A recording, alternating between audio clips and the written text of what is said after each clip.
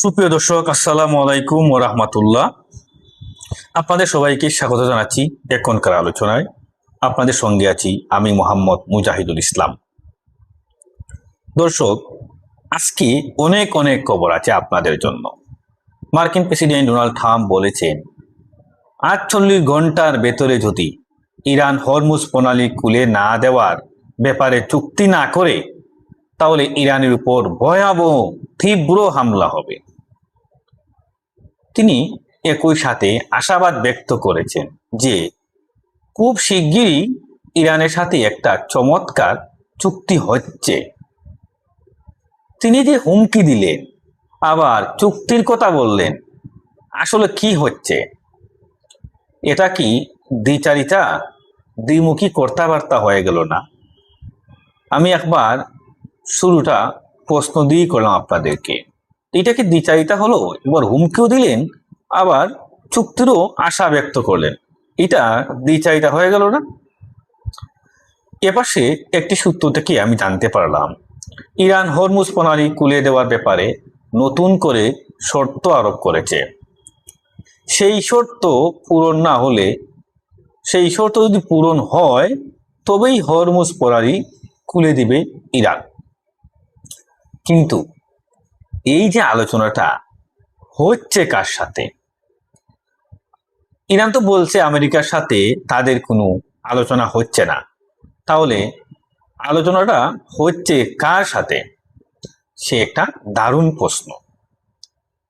এদিকে লোহিত সাগরে ভারতের একটি তেলবাহী জাহাজে হামলা চালিয়েছে ইয়েমেনের মুক্তিযোদ্ধারা এবং জাহাজটি প্রায় ডুবে গেছে। সৌদি আরবের আরেকটি তেলবাহী জাহাজে হামলা চালিয়েছে হুতিরা। তবে পাকিস্তানের জাহাজের ব্যাপারে কি হচ্ছে, তাদের ক্ষেত্রে ভূমিকা কি, সেটা আরেকটা বড় প্রশ্ন। এদিকে গতরাতে আমি আপনাদের খবর দিয়েছিলাম সৌদি আরবের নাজরান বিমানবন্দরে হুতিরা হামলা চালিয়েছে। তার ফলো আপ হচ্ছে সেই ড্রোন হামলায় বিমানবন্দরের প্রধান রাডার সিস্টেম মারাত্মকভাবে ক্ষতিগ্রস্ত হয়েছে।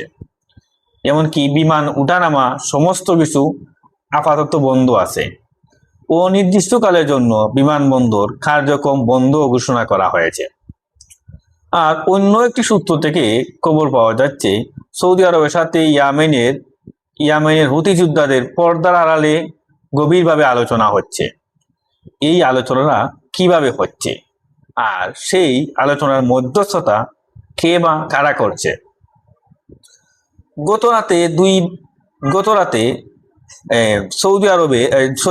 গতরাতে সংযুক্ত আরব আমিরাতের দুবাইয়ে জিবেল আলী শিল্প অঞ্চলে ব্যাপকভাবে হামলা হয়েছে।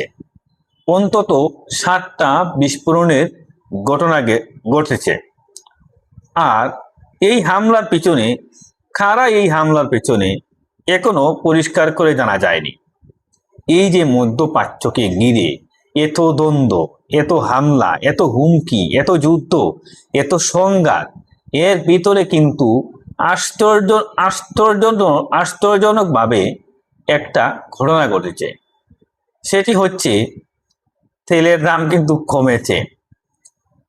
যেমন 2 ধরনের তেলের দাম বর্তমানে, একটা হলো ব্র্যান্ড ক্রুড আর একটা হলো ওয়েস্ট টেক্সাস ইন্টারমিডিয়েট।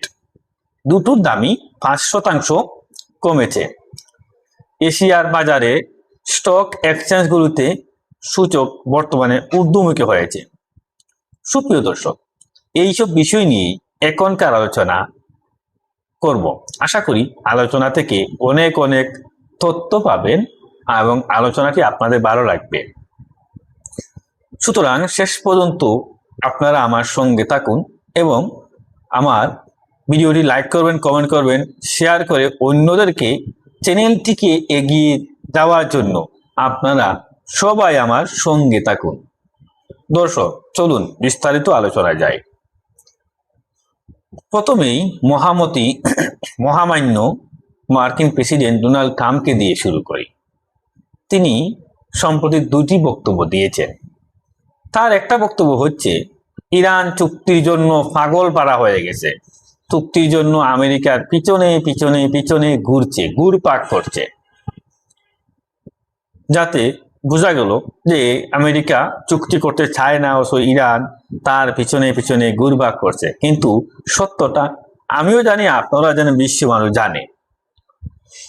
ধরেন শনিবারে যে হামলা চালাতে চেয়েছিলেন মার্কিন প্রেসিডেন্ট সাহেব, সেই ব্যাপারে তিনি একটি বর্ণনা দিচ্ছেন যে ইরান আমাদেরকে ফোন করে বলল, তারা আমাদের কাছে অতি বিনয়ের সাথে আবেদন করেছে, রিকোয়েস্ট করেছে, অনুরোধ করেছে।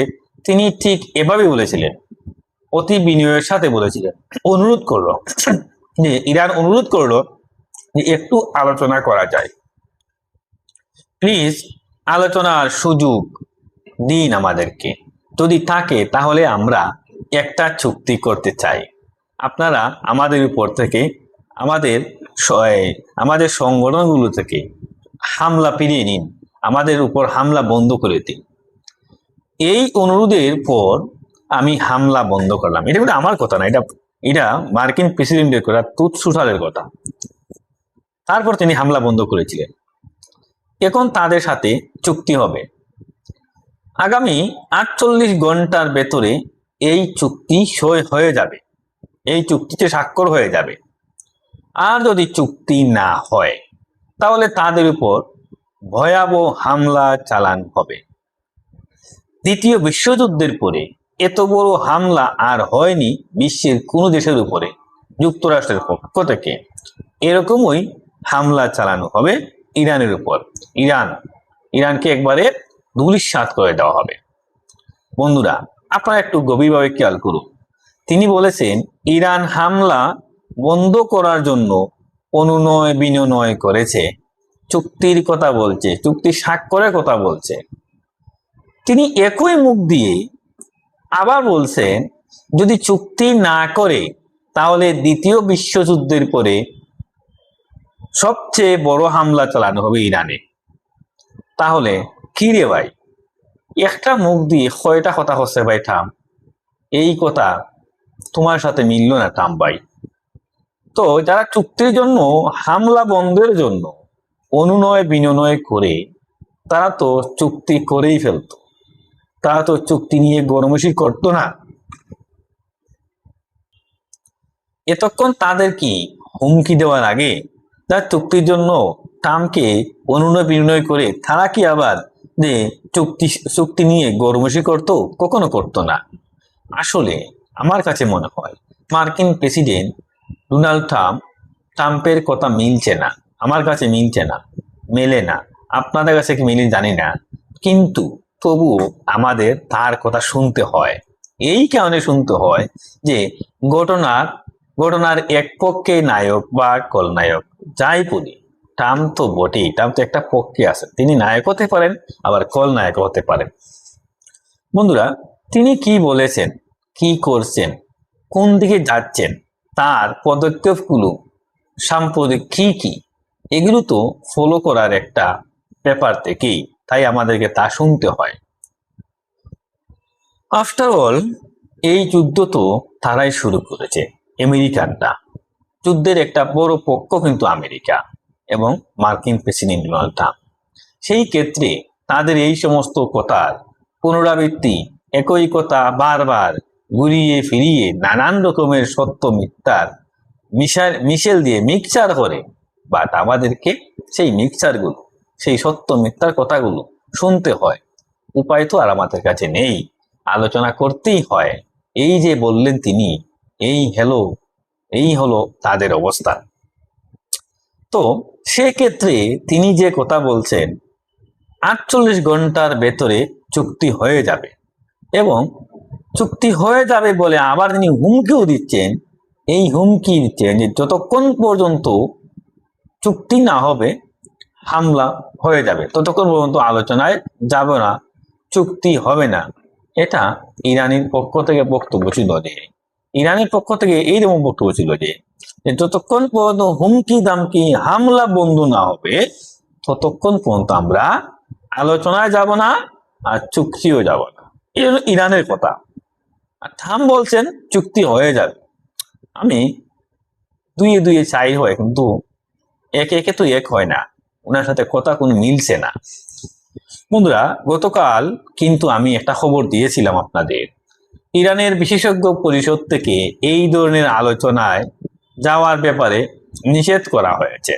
আর ইরানের বিশেষজ্ঞ পরিষদ সম্পর্কে আমি আপনাদেরকে একটি ধারণাও দিয়েছিলাম। ইরানের বিশেষজ্ঞ পরিষদ রাষ্ট্রের ভিতরে আর একটি রাষ্ট্র বলা যায়। ইরানের পক্ষ থেকে এখনো আমেরিকার সাথে আলোচনার ব্যাপারে কোনো বক্তব্য স্পষ্ট করে দেওয়া হয়নি, এবং এই আলোচনার ব্যাপারটা মার্কিন প্রেসিডেন্ট ডোনাল্ড ট্রাম্প এমনভাবে বলেছেন, মার্কিন পররাষ্ট্রমন্ত্রী মার্কো রুবিও এমনভাবে বলেছেন, মার্কিন অর্থমন্ত্রী পেসেন্ট এমনভাবে বলেছেন, মনে হচ্ছে যেন চুক্তিটা হয়ে যাচ্ছে, আলোচনা হচ্ছে, দুই পক্ষ কাতারে বা পাকিস্তানে বা দুবাইয়ের কোথাও না কোথাও বসে গেছে, ব্যাপক আলোচনা চলছে, এমনই তাদের বক্তব্যের মাধ্যমে আমাদের কাছে মনে হচ্ছে। পক্ষান্তরে ইরানের দিকে তাকালে একেবারে টোটালি আলোচনা অফ বলা যায়, কিছুই নেই এখানে, সত্যতা কিছুই পাওয়া যায় না। ইরান বলছে আলোচনা হচ্ছে ওমানের সাথে। ইরান কখনো বলেনি আলোচনা হচ্ছে আমেরিকার সাথে। ইরান সবসময় বলছে আলোচনা হচ্ছে আমাদের ওমানের সাথে, আমাদের, এবং এটা সম্পূর্ণভাবে ওমানের সাথে আমাদের আলোচনা হচ্ছে।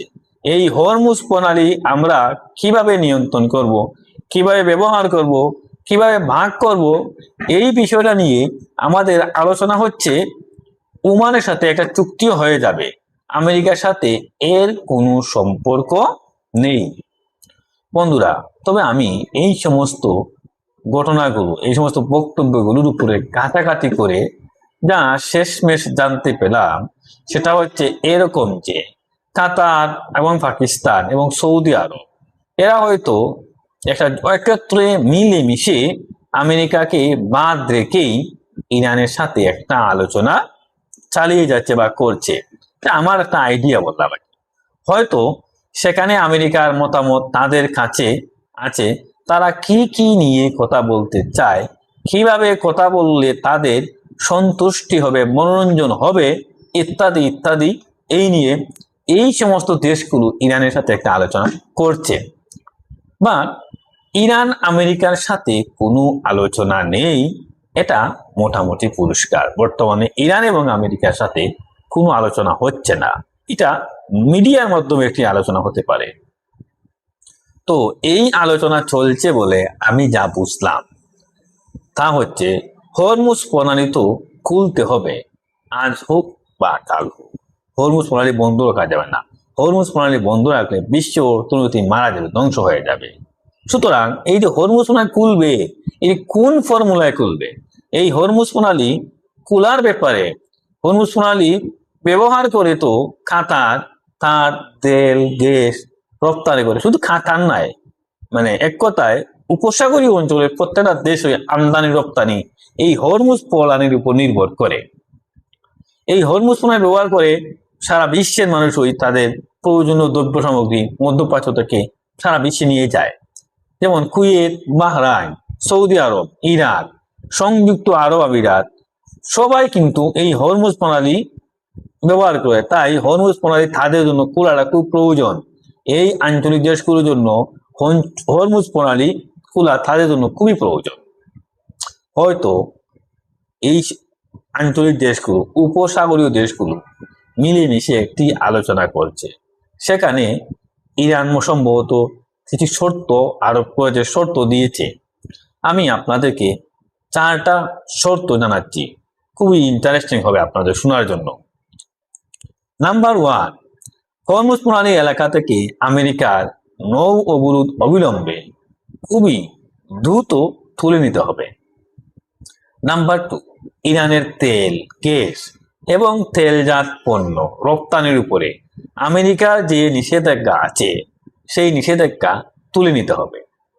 নাম্বার 3, হরমুজ প্রণালী দিয়ে যেসব জাহাজ চলাচল করবে তাদের উপর থেকে ফি আদায় করবে ইরান, সে যে নামেই হোক না কেন একটা ফি আদায় করবে, এবং এটা বৈধ বলে বিশ্বকে, আমেরিকাকে মেনে নিতে হবে।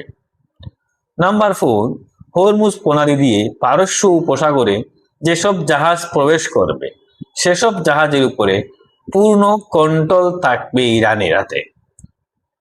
পূর্ণ কন্ট্রোল, হরমুজ প্রণালী দিয়ে পারস্য উপসাগরে যে সমস্ত জাহাজ ঢুকবে সবটির উপরে পূর্ণ কন্ট্রোল থাকবে ইরানের উপরে।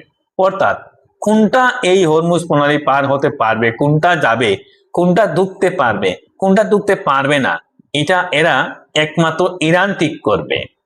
আর যেসব জাহাজ পারস্য উপসাগর থেকে বের হবে তাদের উপরেও পর্যবেক্ষণ চালাতে পারবে ইরান। এই 4টা শর্ত মেনে নিতে হবে আমেরিকাকে, তাহলেই ইরান হরমুজ প্রণালী খুলে দেবে, অন্যথায় খুলে দেবে না। বন্ধুরা, এখন এই বিষয়গুলো নিয়ে যারা যারা আলোচনা করছেন, মধ্যপ্রাচ্যের উপসাগরীয় অঞ্চলে যেসব নেতা আলোচনা করছেন, হয়তো তারা মেনে নিতে বাধ্য হবেন। এছাড়া তো উপায় নেই রে ভাই, মেনে নিতেই হবে। তা না হলে হরমুজ প্রণালী আপাতত খুলছে না এবং তাদের ব্যবসা বাণিজ্য সবকিছু ধ্বংস হয়ে যাবে। বন্ধুরা, আমি গতকাল বলেছিলাম আমেরিকার সিইও জানিয়েছেন যে যুদ্ধ শুরুর পর থেকে, অর্থাৎ হরমুজ প্রণালী বন্ধের পর থেকে এ পর্যন্ত 260 কোটি ব্যারেল তেল আন্তর্জাতিক বাজারে যেতে পারেনি। এমন পরিস্থিতি আরো খারাপ হয়েছে। আমি একটু আগেই বলেছি আপনাদেরকে, ইয়েমেনের হুতিরা বাব এল মানদেব প্রণালী ও লোহিত সাগরে যে অবরোধ আরোপ করেছে তাতে সৌদি আরবের কোনো জাহাজ যেতে আসতে পারবে না। সৌদি আরবে কোনো জাহাজ যেতেও পারবে না, আবার আসতেও পারবে না। সৌদি বন্দর থেকে কোনো জাহাজ তেল নিয়ে বের হতে পারবে না, বাব এল মানদেব প্রণালীতে যেতেও পারবে না। এই অবরোধের আওতায় এ পর্যন্ত 8টি জাহাজ তারা হামলা চালিয়েছে ইয়েমেনের হুতি যোদ্ধারা। 29টি জাহাজকে তারা ফিরিয়ে দিয়েছে যে যেতে পারবে না, পিছাও, এখান দিয়ে তোমরা যেতে পারবে না, তোমরা এখান থেকে দূরে সরে যাও, পিছিয়ে যাও।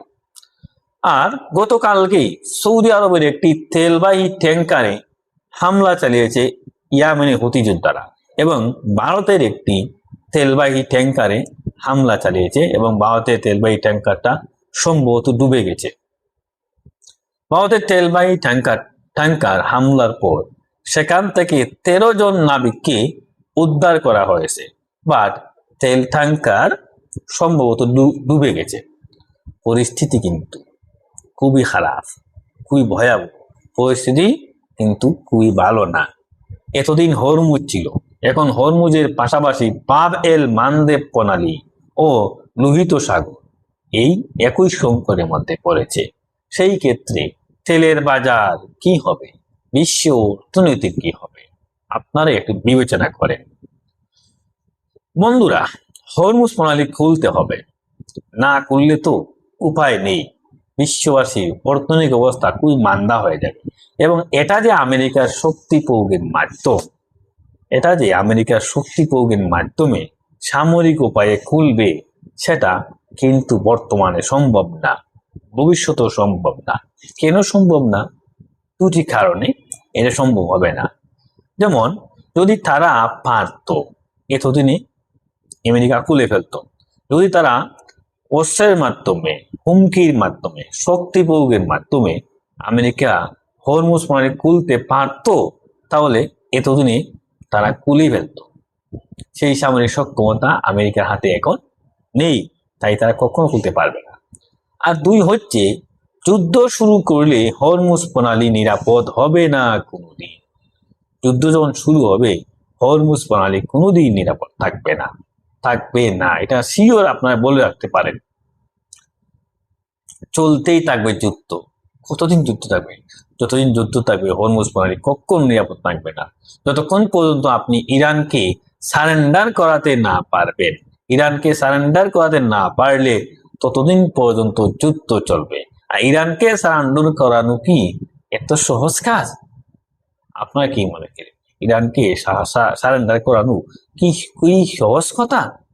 আমার কাছে তো মোটেই সহজ কথা মনে হচ্ছে না।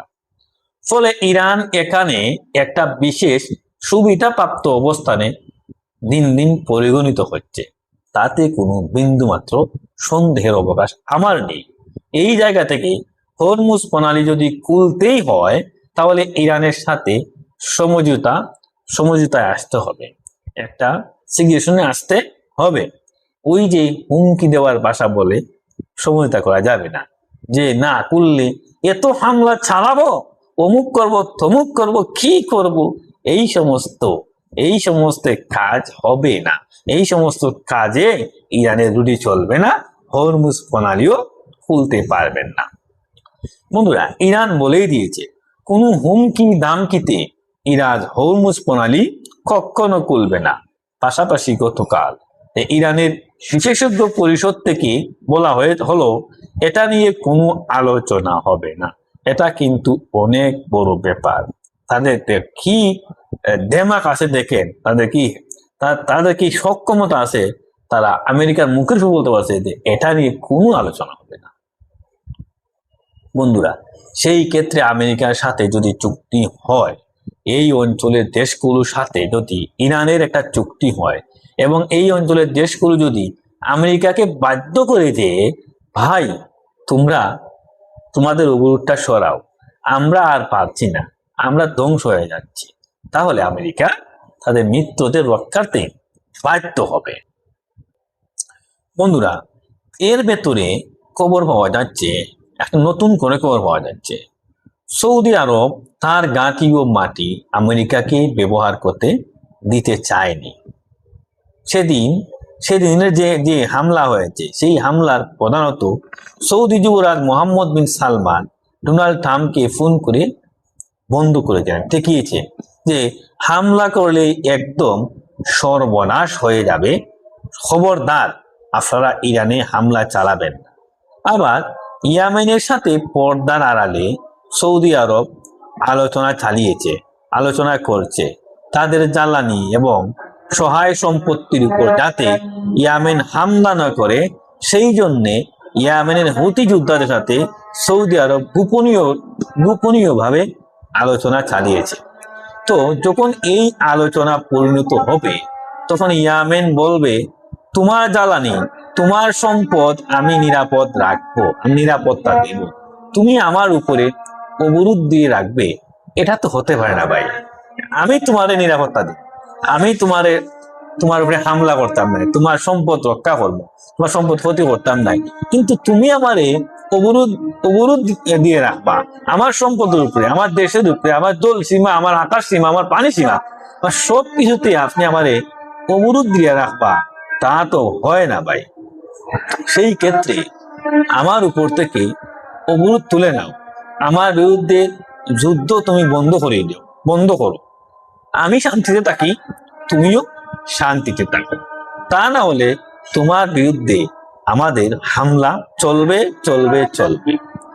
এই আলোচনা চলছে, আমরা খবর পেয়েছি ওমানের মাধ্যমে। ওমানের মধ্যস্থতায় সৌদি আরব ও ইয়েমেনের ভেতরে পর্দার আড়ালে একটা আলোচনা চলছে। বন্ধুরা, আমি আপনাদেরকে আরেকটা কথা বলতে চেয়েছিলাম, সেটা খুব ইন্টারেস্টিং একটা খবর। ইয়েমেনিরা যে লোহিত সাগরে অবরোধ আরোপ করেছে বা বাব এল মানদেব প্রণালী দিয়ে সৌদি আরবের তেলের জাহাজ যেতে দিচ্ছে না, এই ব্যাপারে পাকিস্তান ও চীনের ব্যাপারে ইয়েমেনিরা কিন্তু ভিন্ন ঘোষণা দিয়েছে, ভিন্ন দৃষ্টিভঙ্গি তাদের। সৌদি আরবের ক্ষেত্রে অবরোধ করেছে, কিন্তু পাকিস্তান এবং চীনের ক্ষেত্রে তাদের দৃষ্টিভঙ্গি ভিন্ন। পাকিস্তানের জাহাজকে এবং চীনের জাহাজকে তারা যেতে দিয়েছে, তারা অবরোধ করেনি, হামলা করেনি। এ পর্যন্ত যতদূর আমরা জানতে পারলাম, সৌদি আরব থেকে তেল নিয়ে চীনের 21টি জাহাজ বাব এল মানদেব প্রণালী পার হয়েছে, শান্তিতে পার হয়েছে। যতদূর মনে পড়ছে, যতদূর জানতে পারলাম, তারা শান্তিতেই পৌঁছেছে, তাদের উপর হামলা হয়নি, তারা অবরোধ করে। এবং পাকিস্তানেরও 1-2 জাহাজ পার হয়েছে বাব এল মানদেব প্রণালী হয়ে। এদের সাথে এক ধরনের সমঝোতা হয়েছে ইয়েমেনিদের। কিন্তু মোটা দাগে সৌদি আরবের তেল এবং সৌদি আরবের কোনো জাহাজ ইয়ামেনিদের সম্মতি ছাড়া, ইয়ামেনিদের ছাড়পত্র ছাড়া বের হতে পারছে না, আর ভবিষ্যতেও পারবে না যদি না একটি চুক্তি হয়। এদিকে গত রাতে সংযুক্ত আরব আমিরাতের দুবাইয়ের জিবেল আলী বন্দর এবং জিবেল আলী শিল্পাঞ্চল, এই শিল্পাঞ্চলে সারা বিশ্বের নামি দামি বড় বড় বহু কোম্পানির হেড অফিস রয়েছে, কারখানা আছে, কিন্তু সেখানেও গতকাল হামলা হয়েছে। অন্তত আমরা খবর পেয়েছি 7টি বিস্ফোরণ ঘটেছে। এই বিস্ফোরণ ও হামলা কারা করেছে এটা এখনো পরিষ্কার না। এই জায়গায় কে হামলা করেছে, কারা করেছে, এখন পর্যন্ত স্পষ্ট তো কিছু পাওয়া যায়নি। তবে ধারণা করা হচ্ছে, অনেকেই সন্দেহ করেছেন যে ইয়েমেনের হুতিরা এই হামলায় জড়িত থাকতে পারে। এই বিস্ফোরণের পর কালো ধোঁয়ায় ছুঁয়ে গেছে চারপাশ, ধোঁয়া ও আগুনের কুণ্ডলিতে উঠতে দেখা যায়।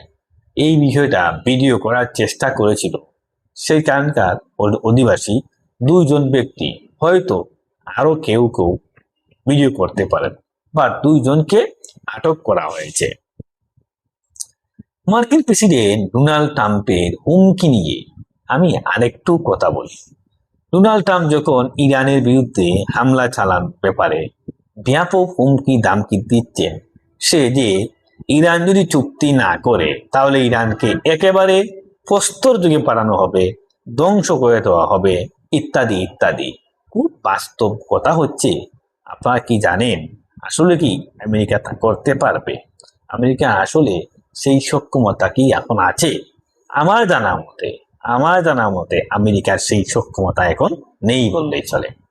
বন্ধুরা, গত রাতে আমরা একটা খবর দিয়েছিলাম আপনাদেরকে, আমেরিকার দূরপাল্লার খুব গুরুত্বপূর্ণ 2টি ক্ষেপণাস্ত্র আছে, আর্মি ট্যাকটিক্যাল মিসাইল এবং প্রিসিশন স্ট্রাইক মিসাইল। এই দুটো ব্যাপক মাত্রায় আমেরিকার সমরাস্ত্র কারখানা কমে গেছে, কিন্তু আজকে তার ফলো আপ রিপোর্ট বের হয়েছে। সেই রিপোর্টে কি হয়েছে জানেন? সিএনএন বলছে, সিএনএন সম্পর্কে আপনারা কম বেশি জানা। সিএনএন আমেরিকার খুবই প্রভাবশালী একটি সংবাদ মাধ্যম।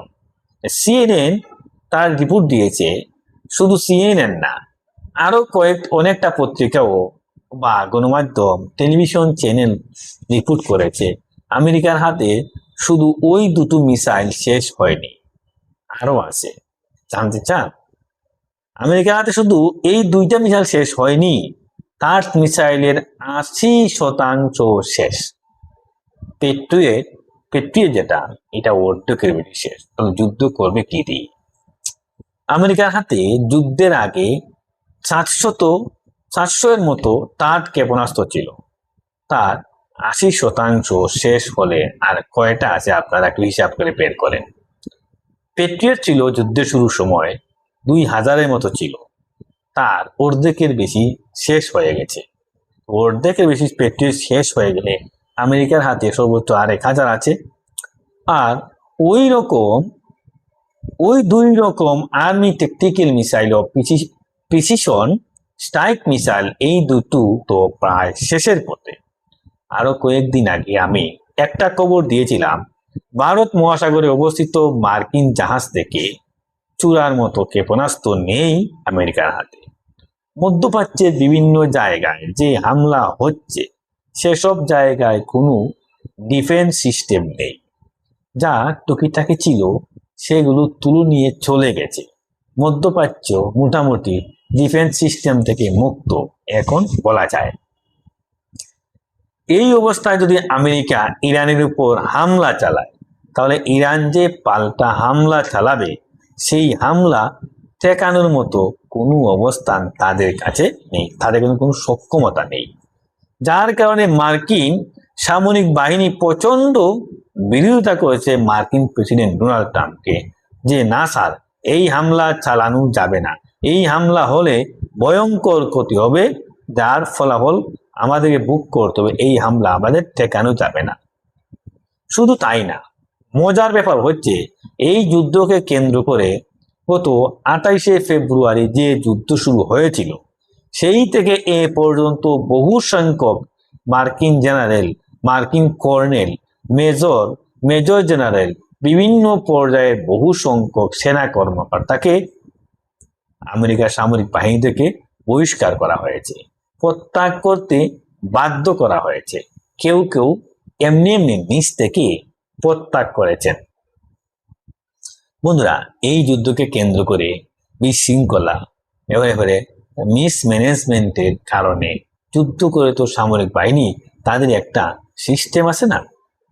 যুদ্ধমন্ত্রী পিট হেগসেট না প্রেসিডেন্ট ডোনাল্ড ট্রাম্প দুজনে কেউই যুদ্ধ পরিচালনার অভিজ্ঞতা রাখেন না, দক্ষতা রাখেন না। ডোনাল্ড ট্রাম্প যুদ্ধ যেভাবে পরিচালনা করছেন সেটা হচ্ছে তার মনে যখন যা চাইছে তাই করছে, যখন তার মনে যা এসেছে সেখানে তিনি তাই প্রয়োগ করছেন। জেনারেলরা পাগল হয়ে যাচ্ছেন যে কখন কোন ওয়ার্ডার দিয়ে বসে কিভাবে কি করব সেই চিন্তায় মার্কিন জেনারেলরা পাগল হয়ে গেছেন। বন্ধুরা, সামরিক বাহিনী যারা কমান্ডার, যারা জেনারেল, যারা বিভিন্ন পর্যায়ে নেতৃত্বে আছেন তারা তো জানেন যে যুদ্ধের একটা পলিসি থাকে, যুদ্ধের একটা সিস্টেম থাকে, কোনটার পর কোনটা কিভাবে কি করতে হয় তারা জানে। ডোনাল্ড ট্রাম্প প্রশাসন যা কমান্ড করেন এবং সেটা বাস্তবায়ন করতে বলেন, এটা কি আসলেই সম্ভব? ডোনাল্ড ট্রাম্প তো আর সামরিক বাহিনীর কেউ না। বন্ধুরা, যার কারণে আমেরিকার বহু সংখ্যক সেনা কর্মকর্তা, এটা কিন্তু আমার কথা না, এক্সিউস আছে, ওয়াল স্ট্রিট জার্নালে আছে, অনেক পত্রিকা আছে, প্রত্যাগ করেছে। সেই পত্রিকাগুলোর রিপোর্টে বলা হয়েছে যে যার ডোনাল্ড ট্রাম্পের কারণেই সেনা কর্মকর্তারা প্রত্যাগ করেছেন। তাদের অনেককে বহিষ্কার করা হয়েছে, অনেককে জোর করে বাধ্য করে প্রত্যাগ করতে বাধ্য করা হয়েছে। এবং পেন্টাগনের বক্তব্য হচ্ছে, এ বিষয়ে পেন্টাগনের বক্তব্য হচ্ছে নতুন সময়ে নতুন নিয়মের, নতুন পলিসির, নতুন ডক্ট্রিনের যুদ্ধের সাথে খাপ খাওয়াতে পারে এরকম তরুণ বা নতুন সেনা কর্মকর্তাদেরকে আমরা এই যুদ্ধকালীন সময়ে দায়িত্ব আনছি, যারা আসলে ডোনাল্ড ট্রাম্পের সাথে, পিট হেগসেটের সাথে অ্যাডজাস্ট করতে পারছেন না। তারা চলে যাচ্ছেন এবং তাদেরকে বিদায় করে দেওয়া হচ্ছে। মানে দাঁড়াচ্ছে মার্কিন সামরিক বাহিনীতে স্বাভাবিক অবস্থা আগের মতো নেই। এই যুদ্ধকে কেন্দ্র করে মারাত্মক একটা বিশৃঙ্খল অবস্থায় পড়েছে মার্কিন সেনাবাহিনী। সুপ্রিয় দর্শক, আলোচনা শেষ করব, তবে যাবার আগে তেলের বাজার, স্টক মার্কেট সম্পর্কে একটু খবর দিই আপনাদেরকে। এই যে যুদ্ধ পরিস্থিতি, এই যে হুমকি দামকি, হামলা পাল্টা হামলা, হরমুজ ও লোহিত সাগরে আটকানো, এরপরেও তেলের দাম আন্তর্জাতিক বাজারে 5% কমেছে। কারণ কি জানেন? কেন কমছে? মার্কিন প্রেসিডেন্ট ডোনাল্ড ট্রাম্প ঘোষণা দিয়েছেন ইরানের সাথে খুব দ্রুত একটা চুক্তি হয়ে যাচ্ছে এবং তিনি হামলা বন্ধ করেছেন। ব্রেন্ট ক্রুডের দাম 5% কমে এখন প্রতি ব্যারেল তেলের দাম হচ্ছে $80 বিক্রি হচ্ছে। আর ওয়েস্ট টেক্সাস ইন্টারমিডিয়েট $76 বিক্রি হচ্ছে। এছাড়া এশিয়ার মার্কেটগুলোতে, আমেরিকার মার্কেটেও, স্টক মার্কেটে ব্যাপক জাম্পিং শুরু হয়েছে। সূচক বর্তমানে ঊর্ধ্বমুখী হয়ে দাম বেড়েছে। আশায় একটাই যে ইরানের সাথে আমেরিকার একটা চুক্তি হলে সব সংকট কেটে যাবে এবং পরিস্থিতির উন্নতি হবে, পরিস্থিতি ভালো হবে, পরিস্থিতি স্বাভাবিক হয়ে যাবে। অতএব এই আশায় সবাই আবার লেনদেন শুরু করেছে, খুব ভালোভাবে লেনদেন শুরু করেছে। কিন্তু এটা আসলে কতটুকু থাকে সেটাই দেখার বিষয়। সুপ্রিয় দর্শক, এখনকার আলোচনা এখানে শেষ করতে চাই। যাবার আগে আপনাদের কাছে আমি জানতে চাই, ইরানের সাথে আমেরিকার যে চুক্তির কথা শোনা যাচ্ছে, আসলে কি এটা আমেরিকাকে বাদ দিয়ে আঞ্চলিক দেশগুলোর সাথে ইরানের একটা চুক্তি হতে পারে, যার প্রেক্ষাপটে হয়তো আমেরিকা বিদায় নিয়ে যুদ্ধ থেকে এখান থেকে সরে যেতে পারে, আবার হরমুজও খুলতে পারে। এরকম কোনো একটা ডিপ্লোমেসি হতে পারে বলে মনে হয় আমার। আপনাদের কি মনে হচ্ছে? আপনাদের মতামত কমেন্ট বক্সে জানাতে পারেন। আর ভিডিও ভালো লাগলে লাইক করবেন, কমেন্ট করবেন, শেয়ার করবেন এবং আমাদের টেবিল টক নিউজ চ্যানেলটি সাবস্ক্রাইব করে আমাদের সাথেই থাকবেন। দর্শক, আপনাদের সবাইকে অনেক অনেক ধন্যবাদ জানিয়ে এখনকার আলোচনা এখানেই শেষ করতে চাইছি। সবাই অনেক অনেক ভালো থাকবেন, সুস্থ থাকবেন।